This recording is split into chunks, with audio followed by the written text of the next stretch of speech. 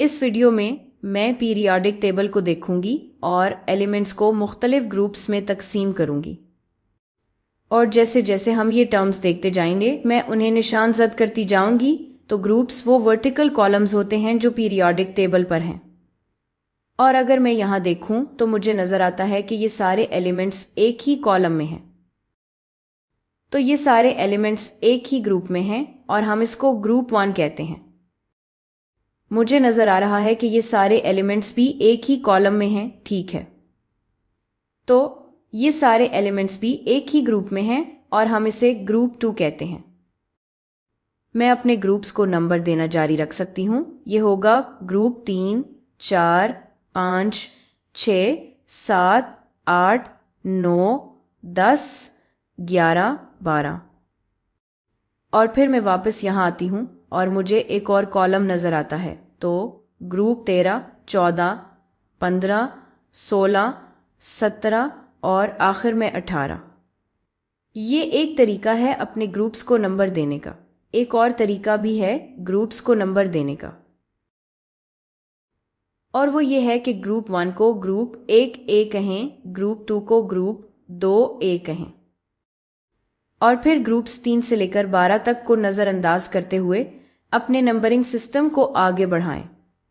तो 1A, 2A, इस तरह ये ग्रुप 3A होगा, group 4A, group 5A, group 6A, 7A और आखिर में 8A।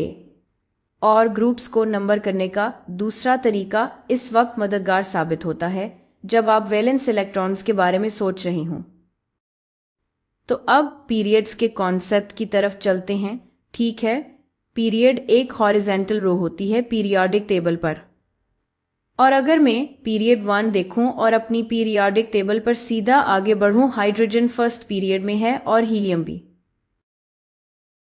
मैं सेकेंड पीरियड पर आती हूं तो lithium, beryllium, boron, carbon, nitrogen, oxygen, fluorine और नियॉन, और मैं इसी तरह आगे बढ़ सकती हूं अपने पीरियड्स को नंबर करने के साथ। तो ये होगा पीरियड 3, 4, 5 और 6। अब देखें, मेरे पास पूरी पीरियाडिक टेबल इस वीडियो में नहीं है। मेरे पास इतनी जगह नहीं थी, और वैसे भी हम इन सब एलिमेंट्स के बारे में बात नहीं करेंगे। तो आएं अब तवज्जो मेटल्स पर देते हैं और अल्कलाई मेटल्स के बारे में बात करते हैं। और जब मैं मेटल्स की बात कर रही हूं तो मैं यहाँ लाल में लिखने की कोशिश करूंगी। तो अल्कलाई मेटल्स ग्रुप 1 या ग्रुप 1A में मिलते हैं, जैसे लिथियम, सोडियम और पोटेशियम। तो ये हैं मेरे अल्कलाई मेटल्स। अल्कलाई मेटल्स नम और चमकदार सिल्वरी मेटल्स होते हैं जो बहुत ज़्यादा रिएक्टिव होते हैं। और एलिमेंट्स को ग्रुप्स में बांटने की एक अच्छी बात यह है कि एक ही ग्रुप के एलिमेंट्स की केमिकल प्रॉपर्टीज मिलती जुलती होती हैं, और इसीलिए अल्कलाई मेटल्स भी एक जैसे तरीके से रिएक्ट करते हैं। मिसाल के तौर पर सारे अल्कलाई मेटल्स पानी के साथ रिएक्ट करेंगे, और अल्कलाई मेटल्स इतने ज़्यादा रिएक्टिव होते हैं कि आपको ये अपनी प्योर हालत में कुदरत में नहीं मिलेंगे। आप बाहर जाएं और ज़मीन पर पड़ा हुआ सोडियम मिल जाए, ऐसा नहीं होगा। ये कुदरत में हमेशा दूसरे एलिमेंट्स के साथ मिले हुए मिलते हैं। अच्छा, अब हाइड्रोजन की बात करते हैं, क्योंकि हाइड्रोजन भी ग्रुप 1 में है, लेकिन हाइड्रोजन अल्कलाई मेटल नहीं है। हाइड्रोजन एक नॉन मेटल है। तो मैं इसे यहाँ हरे में बना लेती हूँ। मैं नॉन मेटल्स को हरे में करूँगी। तो हाइड्रोजन ग्रुप 1 में एक सेक्शन है। अब अगला टॉपिक अल्कलाइन अर्थ मेटल्स है। तो ये आपको ग्रुप 2 या ग्रुप 2A में मिलेंगे। यहाँ पर जैसे मैग्नीशियम, कैल्शियम और स्ट्रोंटियम आपके अल्कलाइन अर्थ मेटल्स हैं। आपके अल्कलाइन अर्थ मेटल्स रिएक्टिव होते हैं, लेकिन ग्रुप 1 के मेटल्स जितने रिएक्टिव नहीं होते। लेकिन ये भी प्योर हालत में नहीं मिलते, ये भी दूसरे एलिमेंट्स के साथ मिले हुए मिलते हैं। और एक बार फिर अल्कलाइन अर्थ मेटल्स भी एक जैसे तरीके से रिएक्ट करते हैं। इनकी केमिकल प्रॉपर्टीज भी मिलती जुलती होती हैं, और यही एक और आसान तरीका है पीरियाडिक टेबल को ग्रुप्स में तरतीब देने का। तो अभी के लिए बस ये कह देती हूँ कि ग्रुप 3 से लेकर 12 तक ये सब यहाँ मेटल्स हैं। और अब थोड़ी देर के लिए मेटल्स की जनरल बात करते हैं। तो मेटल्स की प्रॉपर्टीज। मेटल्स कमरे के दर्जा हरारत पर सॉलिड होते हैं सवाए मरकरी के। तो यहाँ नीचे मरकरी है जो कमरे के दर्जा हरारत पर लिक्विड होती है। मेटल्स बहुत मलिएबल होते हैं, यानी आप उन्हें मुख्तलिफ अशकाल में ढाल सकते हैं। ये बहुत वर्केबल होते हैं, ये ब्रिटल नहीं होते। मेटल्स डक्टाइल भी होते हैं, यानी आप इन्हें तारों की शक्ल में खींच सकते हैं, जैसे कॉपर को तारों में बनाया जाता है।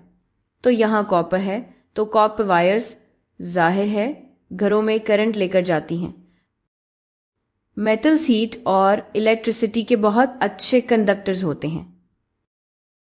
और यही वो प्रॉपर्टीज हैं मेटल्स की जिनके बारे में ज्यादातर टेक्स्ट बुक्स बात करती हैं। अब हम इनका मवाजना करते हैं नॉन मेटल्स के साथ। नॉन मेटल्स, अगर आपके पास कोई सॉलिड नॉन मेटल हो तो वो सॉलिड्स आमतौर पर ब्रिटल होंगे, मेटल्स की तरह मलिएबल नहीं होंगे। नॉन मेटल्स हीट और इलेक्ट्रिसिटी के कमजोर कंडक्टर्स होते हैं। तो आपको नॉन मेटल्स मुख्तलिफ स्टेट्स ऑफ मैटर में मिलते हैं। हम एक नॉन मेटल के बारे में बात करते हैं और वो हैं हैलोजेंस। और अब हम देखते हैं कि हैलोजेंस पीरियोडिक टेबल पर कहाँ हैं। आपको ये ग्रुप 7A या ग्रुप 17 में मिलेंगे। और जैसे फ्लोरीन, क्लोरीन, ब्रोमीन, तो ये हैं आपके हैलोजेंस यहाँ पर। तो हैलोजेंस बहुत रिएक्टिव नॉन मेटल्स होते हैं। ये अक्सर बहुत रंगीन और बहुत ज्यादा करोसिव होते हैं। और हैलोजन का नाम असल में सॉल्ट बनाने वाले के मानी में आता है। और हम इस बात पर अगली वीडियो में वापस आएंगे जब हम कुछ इलेक्ट्रॉन कॉन्फ़िगरेशंस देखेंगे और बात करेंगे कि ये चीजें इतनी रिएक्टिव क्यों हैं। तो ये हैं आपके हैलोजेंस। अब आए नोबल गैसेस को देखते हैं। तो नोबल गैसेस ग्रुप 8A या ग्रुप 18 में मिलती हैं। इनमें से कुछ बहुत मशहूर हैं, जैसे कि हीलियम, नियॉन, आर्गोन, क्रिप्टॉन। तो ये हैं आपकी नोबल गैसेस। ये बेरंग गैसेस हैं और आमतौर पर बहुत गैर रिएक्टिव होती हैं। और एक बार फिर हम अगली वीडियो में बात करेंगे कि ऐसा क्यों है जब हम कुछ इलेक्ट्रॉन कॉन्फ़िगरेशंस देखेंगे। ठीक है, तो यहाँ कुछ और नॉन मेटल्स भी हैं जिन्हें मैं अभी थोड़ी देर में बताऊंगी। सबसे पहले मैं ये बात करना चाहती हूँ कि आपको ज्यादातर मेटल्स पीरियोडिक टेबल के बाएं तरफ मिलते हैं। तो मैं वापस लाल रंग पर आती हूँ और आप देख सकते हैं मेरे पास ये सारे मेटल्स यहाँ बाएं तरफ हैं। और फिर मेरे नॉन मेटल्स हरे रंग में, आपको ये यहाँ दाएं तरफ मिलेंगे अपने पीरियोडिक टेबल के। और तो इन दोनों के दरमियान जो लाइन उन्हें तकसीम करती है, मैं इसे यहाँ ड्रॉ कर लेती हूँ। ये कुछ इस तरह की तिरछी लाइंस होती हैं। देखती हूँ कि मैं इसे यहाँ स्केच कर सकती हूँ या नहीं। तो डिवाइडिंग लाइन कुछ इस तरह जाएगी। तो हम अपने पीरियोडिक टेबल पर एक तिरछी लाइन नीचे की तरफ लेकर जाएंगे। और कुछ एलिमेंट्स जो आपको इस तिरछी लाइन पर मिलते हैं, इनकी प्रॉपर्टीज मेटल्स और नॉन मेटल्स के दरमियान होती हैं। इस सब को मेटलॉइड्स कहते हैं। तो अब मेटलॉइड्स के बारे में बात करते हैं। ऑइड यानी मेटल जैसा। तो ये मेटल से मिलते जुलते हैं, लेकिन फिर भी इनकी प्रॉपर्टीज मेटल और नॉन मेटल के दरमियान होती हैं। तो कुछ एलिमेंट्स जिन्हें मेटलॉइड समझा जाता है, इनमें बोरान यहाँ आता है। फिर silicon, germanium, arsenic, antimony, tellurium और कभी कभी आप एसीटेट को भी इसमें शामिल देखेंगे।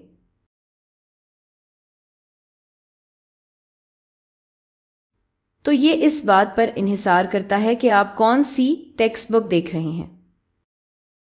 तो आप देख सकते हैं कि तिरछी लाइन के साथ कुछ एलिमेंट्स को मेटलॉइड समझा जाता है। और इस बारे में कोई एक डेफिनेशन नहीं है कि कौन से एलिमेंट्स को मेटलॉइड समझा जाए। तो आप देख सकते हैं कि कुछ एलिमेंट्स के बारे में थोड़ा फर्क भी मिल सकता है, लेकिन आम तौर पर यही वो एलिमेंट्स हैं जिन्हें मेटलॉइड समझा जाता है। और सिलिकॉन शायद सबसे ज्यादा मशहूर है।